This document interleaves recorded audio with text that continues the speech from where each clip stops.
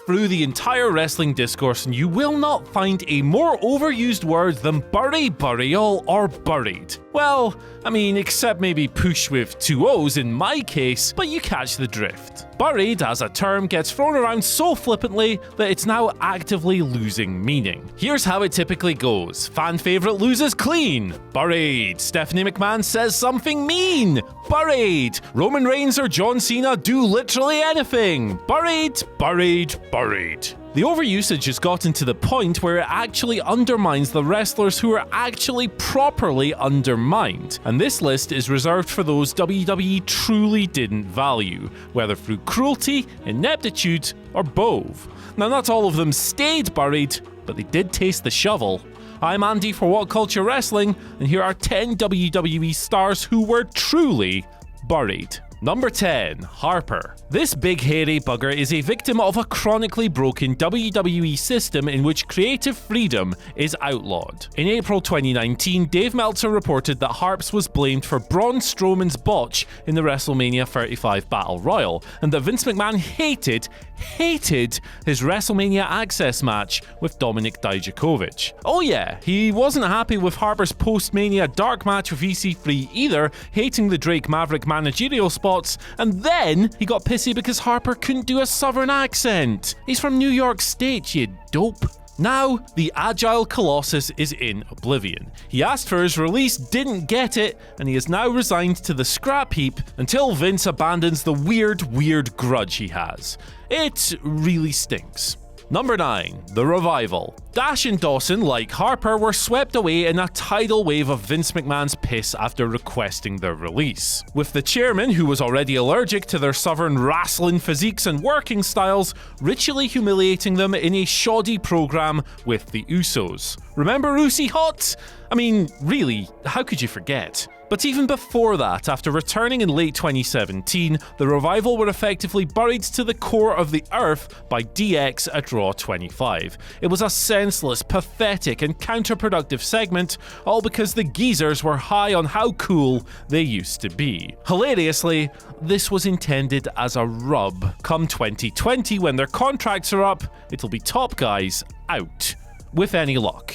Number 8. The Ascension.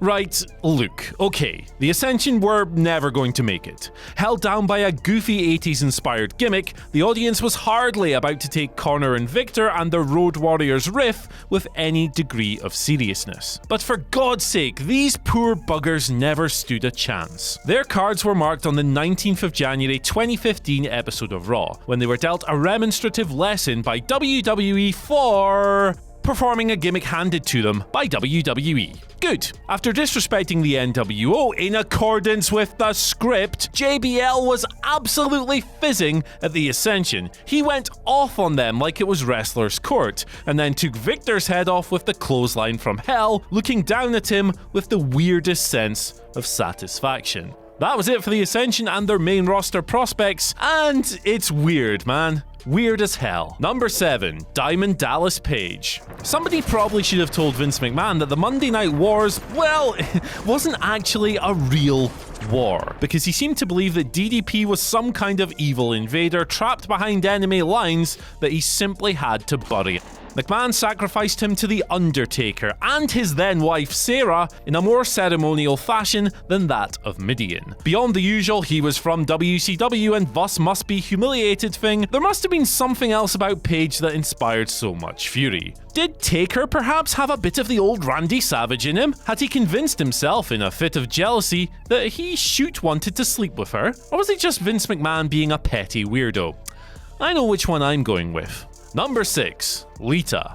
WWE crowds were absolutely awful in their treatment of Lita in the mid-2000s. Did those same fans chant anything remotely similar to, for example, Bret Hart following Shawn Michaels' Sunny Days comment? Or did Julie Hart not fall through enough tables for their satisfaction? These people shamed Lita when news emerged of her affair with Edge in 2005. Now, did Edge get the same treatment? Nope. Message boards everywhere put him over as, and I quote, a great heel.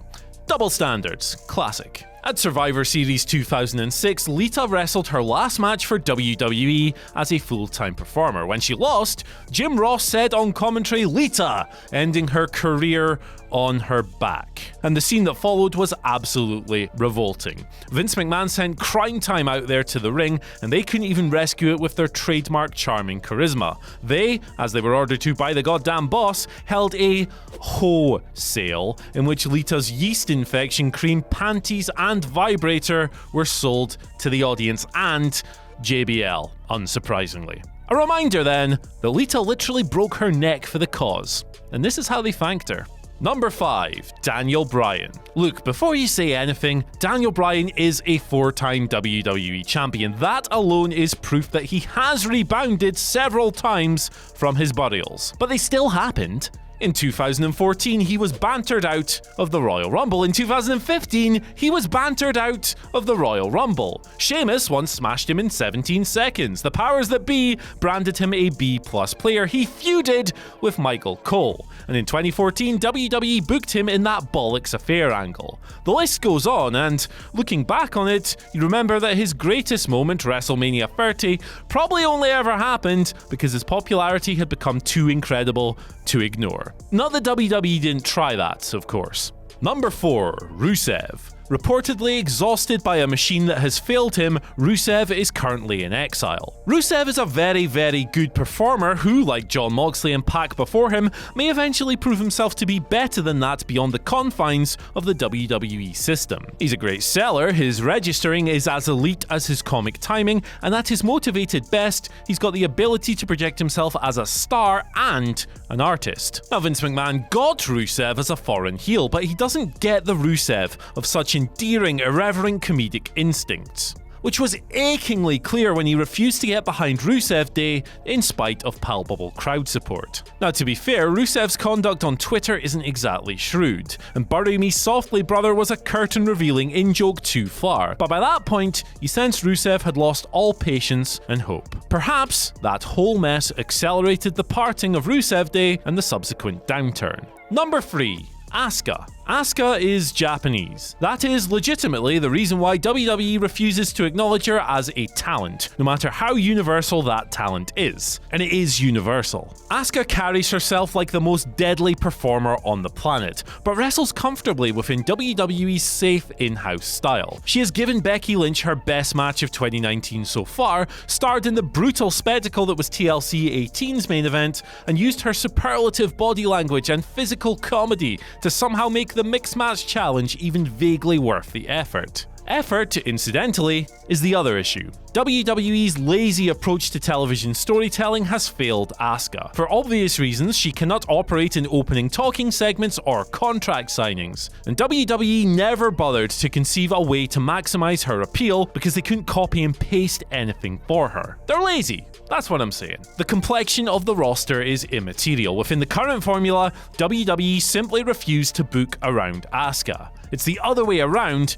and backwards is very much the word. Number 2. Sami Zayn. 2 wins, 15 losses. That, at the time of recording, is Sami Zayn's televised win-loss record in 2019. WWE's booking of him has been absolutely shocking, and it reveals its various charity and PR concerns are carefully strategized bollocks. Sami campaigns for the stricken, war-torn people of Syria as part of his Sami for Syria campaign, but WWE have never promoted this on TV because it's politically inconvenient. They have deemed it unworthy of their support. On screen, Sami Zayn borders on genius as a performer. As a face, he has an intangible sympathy to connect with crowds. As a heel, he's even better. He's so grating that he can actually draw real heat, and the performer who stole this year's post-WrestleMania Raw 8 losses to Tucker of all people recently, and he missed out on a SummerSlam payday because Vince deemed his match with Aleister Black to be surplus to requirements. Disrespected, underutilized, and literally abandoned in virtually every way, Sami Zayn's just too good for WWE. Number 1. CM Punk. WWE never truly liked CM Punk, and like the Daniel Bryan entry, here is a list within a list.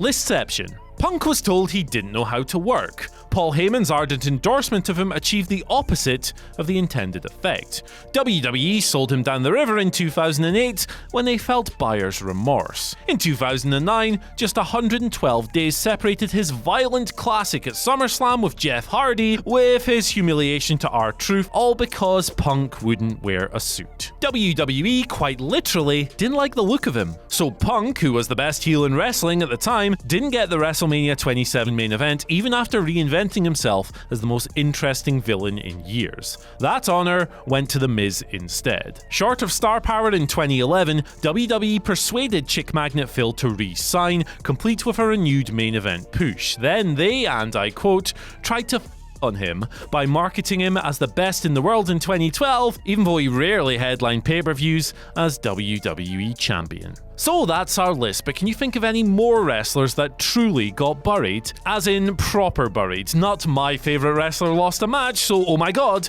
buried. The real buried. And once you've done that, don't forget to like, share and subscribe, then follow us on Twitter at WhatCultureWWE and myself at Andy H. Murray. Bye!